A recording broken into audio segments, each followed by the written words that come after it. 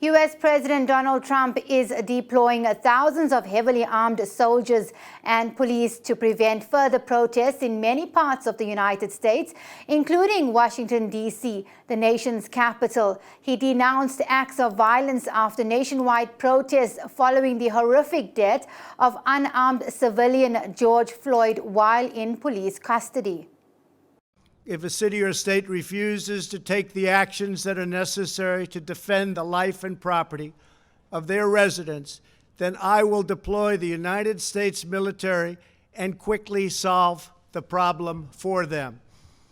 I am also taking swift and decisive action to protect our great capital, Washington, D.C.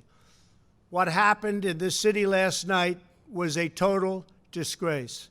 As we speak, I am dispatching thousands and thousands of heavily armed soldiers, military personnel, and law enforcement officers to stop the rioting, looting, vandalism, assaults, and the wanton destruction of property.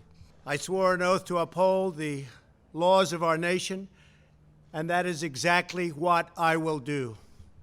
All Americans were rightly sickened and revolted by the brutal death of George Floyd.